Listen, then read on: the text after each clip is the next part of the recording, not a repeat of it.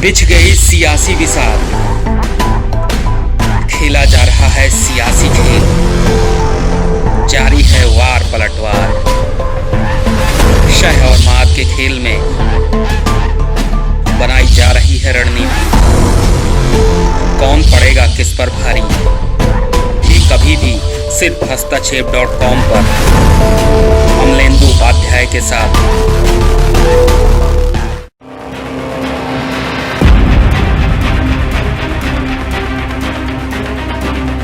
नमस्कार, news point लेकर हाजिर हूं मैं राजीव और हमारे साथ जुड़े हुए हैं अमलेंदु उपाध्याय। अमलेंदु जी, आपका स्वागत है। जी धन्यवाद। तो अमलेंदु जी, देश में चल रही चौतरफा मुसीबतों के बीच अयोध्या में दीपावली जैसा उत्सव मनाने की तैयारी चल रही है। दरअसल आने वाले 5 अगस्त को रामलला के भव्य मंदिर निर्माण के लिए भूमि पूजन होगा और ये काम प्रधानमंत्री नरेंद्र मोदी के हाथों संपन्न होगा, ऐसा कहा जा रहा है। आपको याद होगा अमलेंदु जी कि भाजपा खुलेआम अपने घोषणा पत्र में वादा करती थी कि वो अयोध्या में राम मंदिर बनवाएगी और किसी को इसमें कुछ आपत्तिजनक नहीं लगा तब कि जिस मामले पर अदालत में सुनवाई चल रही है वहां कोई निर्णायक फैसला लेने की घोषणा एक राजनीतिक दल कैसे कर सकता है। बहरहाल अब जबकि भाजपा लगातार 6वें साल सत्ता में है, उसके वादा निभाने की तारीख करीब आ चुकी है। सुप्रीम कोर्ट में लगातार हुई सुनवाई के बाद ये फैसला आया था कि अयोध्या की विवादित भूमि पर हिंदू पक्ष का अधिकार है और इसके बाद से उम्मीद जतलाई जा रही थी कि वहां जल्द ही राम मंदिर बनाने की शुरुआत हो जाएगी। कोरोना के कारण इसके भूमि पूजन में थोड़ी देरी हुई, लेकिन अब 5 अगस्त की तारीख तय हुई है तो खुद प्रधानमंत्री नरेंद्र मोदी ने इसमें शामिल होने की इच्छा जतलाई है। इसीलिए अमलेंदु जी, सवाल उठता है कि देश का प्रधानमंत्री किसी एक पार्टी के नहीं बल्कि पूरे देश के होते हैं। ये बात बार बार कही जाती है, फिर पीएम मोदी ऐसा काम क्यों कर रहे हैं जिसमें वो भाजपा के प्रधानमंत्री ही नजर आएंगे। राम जन्मभूमि पर मंदिर बनेगा ये तय है, लेकिन प्रधानमंत्री इस मौके पर श्रेय लेने के मोह से खुद को बचा पाते तो उनकी ही छवि ज्यादा निखरती। क्या कहेंगे? देखिए, इसमें असल में 2 चीजें हैं। एक तो प्रधानमंत्री को मुझे लगता है कि स्वयं ही नहीं जाना चाहिए था और इस तरह की बात करनी ही नहीं चाहिए थी बहैसियत भारत के प्रधानमंत्री के।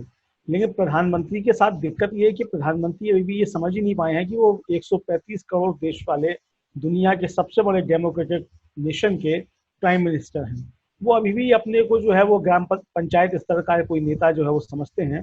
तो ये बड़े दुर्भाग्य की बात है। हम तो समझते हैं कि प्रधानमंत्री जब इस देश के प्रधानमंत्री हैं तो उनको प्रधानमंत्री की तरीके से ही व्यवहार करना चाहिए। लेकिन अफसोस की बात यह है प्रधानमंत्री उस तरीके से व्यवहार नहीं करते हैं। बहरहाल चूंकि अब प्रधानमंत्री की कुर्सी पे वो पहुंच गए हैं, अब जो भी पहुंच जाएगा तो उसके लिए प्रधानमंत्री उसको स्वीकार करना ही पड़ेगा। तो इसलिए प्रधानमंत्री तो वो है ही। लेकिन जहां तक राम मंदिर के भूमि पूजन में जाने का सवाल है, तो मैं एक तो पहले ये बताऊं कि ये जो इस समय पूजन हो रहा है ये एक तो कुछ शास्त्र सम्मत नहीं है किसी भी तरीके से। मतलब हिंदू धर्म के रीति रिवाज के अनुसार भी इस समय जो है ये भूमि पूजन वगैरह के समय नहीं है। और आचार्य प्रमोद कृष्णन, हालांकि वो कांग्रेस के नेता भी हैं लेकिन वो एक धर्मगुरु भी हैं और कल्की धाम जो है उसके वो पीठाधीश्वर हैं। तो उनका एक ट्वीट है, वो मैं आपको पढ़ के सुना देता हूँ, आप समझ सकते हैं कि स्थिति जो है वो क्या है।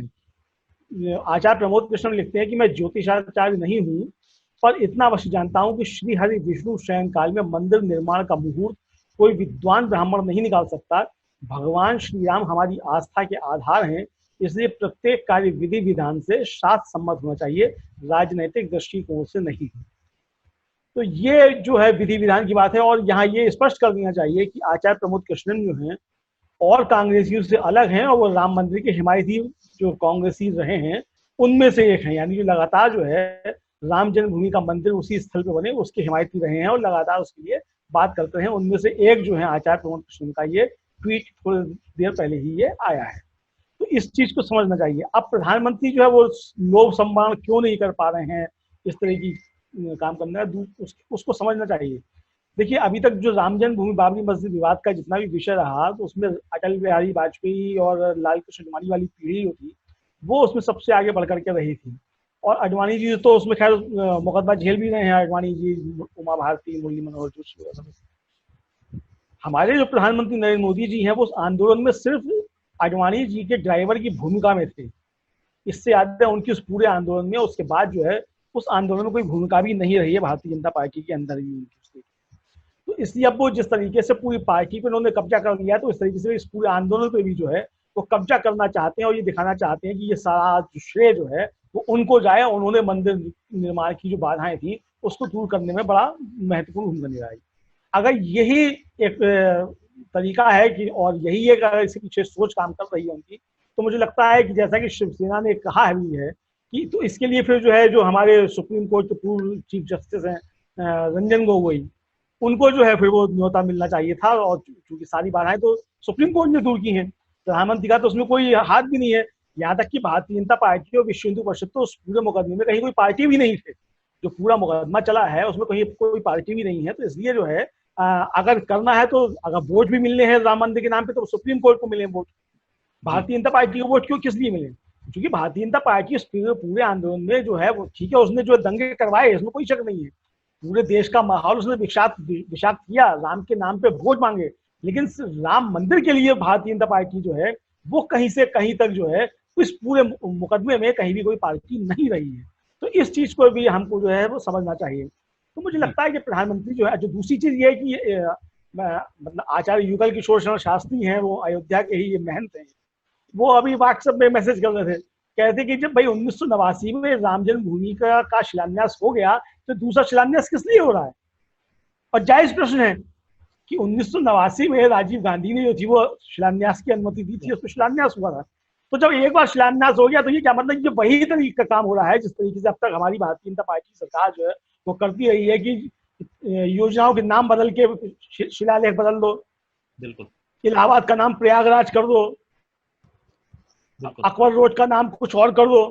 तो यही जो कार्यक्रम जो है यही कर रही है कि जिस चीज का शिलान्यास हो चुका है तो उसका दोबारा से शिलान्यास कर दो। अब वो शिलान्यास होगा तो वहां लिखा जाएगा कि प्रधानमंत्री नरेंद्र मोदी की गरिमामयी उपस्थिति में शिलान्यास हुआ। अरे शिलान्यास तो पहले हो चुका है। अब अगर ये शिलान्यास हो रहा है तो यहाँ पे एक वैधानिक प्रश्न और है जो हिंदू धर्मशास्त्रों के अनुसार है। हम लोग जानते हैं कि किसी भी मंदिर में किसी भी मूर्ति की पूजा तब तक नहीं हो सकती जब तक कि उस मूर्ति की प्राण प्रतिष्ठा ना हो जाए। बिल्कुल। और जिन रामलला की पूजा हो रही है और अगर ये शिलान्यास होता है तो आप क्या साबित करना चाहते हैं कि वो पूजा अवैध थी जो अब तक हो रही थी? क्योंकि जब शिलान्यास होगा और मंदिर बनेगा तो ये सवाल भी तो उठेंगे कि जो जिन रामलला की पूजा हो रही है, जहाँ पे बाबरी मस्जिद स्थिति जहाँ रामलला विराजमान है, उनकी जो पूजा हो रही है तो वो उनकी प्राण प्रतिष्ठा कब हुई? या ये मंदिर जब बन जाएगा उसके बाद प्राण प्रतिष्ठा होगी? एक दूसरा सवाल है कि कहा जा रहा है कि 5 अगस्त को प्रधानमंत्री नरेंद्र मोदी और उत्तर प्रदेश के मुख्यमंत्री योगी आदित्यनाथ के अलावा गृह मंत्री अमित शाह, लालकृष्ण आडवाणी, मुरली मनोहर जोशी, राजनाथ सिंह, उमा भारती, कल्याण सिंह, आरएसएस प्रमुख मोहन भागवत समेत कई लोगों को औपचारिक तौर पर आमंत्रण भेजा जाएगा। इसमें से कई लोग बाबरी विध्वंस के आरोपी भी हैं, ये हम सब जानते हैं। अदालत में हिंदू पक्ष के अधिकार का फैसला तो हो गया, लेकिन बाबरी मस्जिद तोड़ने के गुनहगारों का कोई फैसला अब तक नहीं हुआ है। विशेष सीबीआई अदालत में इसकी सुनवाई अब अपने अंतिम दौर में पहुंच चुकी है। आपको बता दें कि 6 दिसंबर 1992 को अयोध्या में बाबरी विध्वंस किया गया था, यानी बाबरी मस्जिद को गिराया गया था, और उसको गिराए जाने के मामले में विशेष अदालत को 31 अगस्त तक फैसला सुनाना है। सुप्रीम कोर्ट के निर्देश पर इस मामले की रोजाना सुनवाई की जा रही है। अभी आरोपियों के बयान दर्ज किए जा रहे हैं। 86 साल के मुरली मनोहर जोशी ने गुरुवार को सीबीआई कोर्ट में स्पेशल जज के सामने वीडियो कॉन्फ्रेंसिंग के जरिए अपना बयान दर्ज करवाया है। शुक्रवार को यानी कि कल इसी तरीके से 92 साल के आडवाणी भी अपना बयान दर्ज करा सकते हैं। आपको बता दें कि बाबरी मस्जिद विध्वंस कांड में कुल 49 लोगों को यानी 49 लोगों को आरोपी बनाया गया था। इनमें से बाल ठाकरे, अशोक सिंघल, गिरिराज किशोर, विष्णु हरि डालमिया समेत 17 आरोपी अब इस दुनिया में नहीं रहे और 32 आरोपी ही बचे हैं। दरअसल बाबरी विध्वंस के बाद 2 आपराधिक मुकदमे दर्ज किए गए थे। पहला जो मुकदमा था वो कई अज्ञात कार सेवकों के खिलाफ था और दूसरा आडवाणी और अन्य नेताओं पर भड़काऊ भाषण देने के आरोप में मुकदमा दर्ज हुआ था। तो अमलेंदु जी, एक तरफ 5 अगस्त को भूमि पूजन की तैयारी और दूसरी तरफ इसी अगस्त महीने की आखिरी तारीख को बाबरी विध्वंस के आरोपियों के खिलाफ फैसले का दिन। लालकृष्ण आडवाणी से लेकर मुरली मनोहर जोशी तक इस मसले में मुकदमा झेल रहे हैं। बाबरी मस्जिद को गिराना कानूनन गलत था, इसे अदालत ने भी माना है। तो उस गलत काम को अंजाम देने वाले आरोपियों को सजा दिए बिना भूमि पूजन में आरोपियों को आमंत्रित करना कितना सही है? देखिए, कानूनी दृष्टि तो अलग की बात है कि कितना सही है गलत है, वो तो जाहिर सी बात है कि बिल्कुल सर्वथा गलत है। नहीं नहीं, मैं कानूनी दृष्टि की बात भी नहीं कर रहा हूं, मैं तो ओवरऑल बात कर रहा हूं कि ये जो हाँ, तो ओवरऑल जो है, जहां तक ओवरऑल जो है, ये तो बिल्कुल निश्चित तौर पे गलत है। मुझे लगता है कि मर्यादा, क्योंकि ये आरोपी हैं, ये दोषी भी नहीं है अमलिंदु जी, हम तो इनको दोषी भी नहीं मान रहे हैं क्योंकि इस अदालत ने अभी नहीं माना है तो हम क्या मानेंगे। तो इसलिए, लेकिन ये चूंकि आरोप झेल रहे हैं और इनको अभी अदालत की प्रक्रियाओं से गुजरना पड़ रहा है। जी, तो मैं यही कह रहा हूँ कि चूंकि सर्वोच्च अदालत जो है वो ये मान चुकी है कि बाबरी मस्जिद को गिराया जाना अवैध था और गलत था, कॉन्स्टिट्यूशनल नहीं था। यह सर्वोच्च अदालत इस बात को मान चुकी है। तो जिस चीज को सर्वोच्च अदालत मान चुकी है वो चीज सही नहीं थी और एक आपराधिक कृत्य था। तो उस आपराधिक कृत्य में जो लोग आरोपी हैं और जिनके ऊपर सुनवाई हो रही है, तो वो जब तक कि ठीक है, जिनको उनको सजाएं नहीं हो जाती हैं, तब तक वो मतलब मुजरिम नहीं है, तब तक वो आरोपी हैं, ये ठीक है। लेकिन उन आरोपियों को भी अगर भगवान श्री राम के मंदिर के पूजन में जो है अगर उनको आमंत्रित किया जाता है, उनके हाथ लगते हैं, वो पहुंचते हैं, तो मुझे लगता है ये कहीं ना कहीं जो है मर्यादा पुरुषोत्तम श्री राम के जो आदर्श थे, जो उनके उसूल थे, उनको चोट पहुंचाने वाली चीज होगी। क्योंकि मर्यादा पुरुषोत्तम श्री राम ने सिर्फ एक धोबी के उंगली उठाए जाने पे अपनी पत्नी का परित्याग कर दिया था। उन्होंने मानदंड स्थापित किए थे। तो ये सारे काम जो है वो मर्यादा पुरुषोत्तम श्री राम के उसूलों के सर्वथा विरुद्ध हैं और ये मर्यादा पुरुषोत्तम श्री राम के उसूलों को जो है तार तार करने वाले हैं। तो मुझे नहीं लगता है कि कोई भी जो है सच्चा हिंदू जो है वो इस बात को स्वीकार करेगा कि एक आपराधिक कृत्य जिसको सर्वोच्च अदालत आपराधिक कृत्य मान रही है, उसके आरोपियों को जो है आप इस पूजन में शामिल करें। तो मुझे लगता है कि प्रधानमंत्री को जो था, स्वयं चूंकि प्रधानमंत्री है, वो तो प्रधानमंत्री की हैसियत से दूरी बना के रखना चाहिए थी और इस तरीके के आरोपियों तो उसमें बिल्कुल कतई भी जो तो बुलाना नहीं चाहिए था। और दूसरी चीज आप ये एक और समझिए, मतलब जो इतिहास जो न्याय करता है और प्रकृति जो न्याय करती है, उस न्याय को भी आप देख लीजिए। मतलब जो आरोपी स्वर्ग से धार गए या जो जहां भी चले गए उनकी बात तो छोड़ दीजिए, लेकिन जो आरोपी बचे हैं वो आज राजनीति में बिल्कुल शून्य हो चुके हैं। मतलब जिसपे वो राजनीति कर रहे थे, वो सारे के सारे आरोपी जो हैं वो बिल्कुल अप्रासंगिक हो चुके हैं।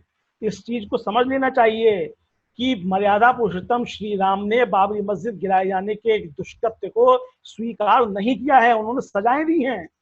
तो हमें लगता है कि बाकी लोग जो हैं वो मर्यादा पुरुषोत्तम राम की जो सजाएं जो वो तय करेंगे, उनके भागी ना बने। प्रधानमंत्री जी इस चीज को समझें तो बेहतर होगा कि मर्यादा पुरुषोत्तम श्री राम जो संदेश दे रहे हैं, उस संदेश को स्वीकार कीजिए, उसको मानिए।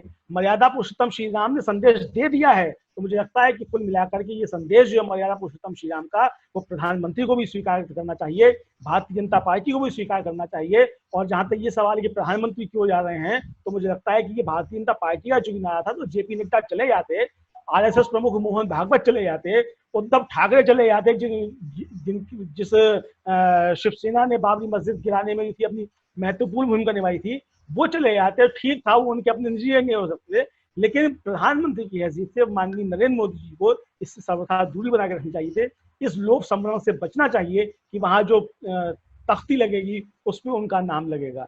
मुझे लगता है कि जो मर्यादा पुरुषोत्तम श्री राम जो संदेश दे रहे हैं, तो उस संदेश को जो है हम सब लोगों को स्वीकार करना चाहिए। और जो आरोपी हैं या दोषी हैं या जो दोषी सिद्ध होने वाले हैं या जो बरी होने वाले हैं, जो भी है, बहरहाल माली अदालतों से अगर लोग बरी भी हो जाते हैं, लेकिन लोगों का दिल तो जानता है ना कि उसका कौन कौन दोषी है, उनकी अंतरात्मा तो जानती है ना उसका कौन कौन दोषी है। तो मुझे लगता है कि इसको जो स्वीकार करना चाहिए और प्रधानमंत्री भले आदमी, मुझे लगता है कि वो समय से पहले इस बात को स्वीकार करेंगे। जब वो आत्मचिंतन आत्ममंथन एकांत में करेंगे तो वो अपने मन की आवाज़ को भी मुझे लगता है कि वो सुनेंगे। मन की बात तो वो बहुत करते हैं, लेकिन मुझे लगता है कि उनकी मन की आवाज़ निकलेगी, उस मन की आवाज़ को भी उनको सुनना चाहिए और उस पर काम करना।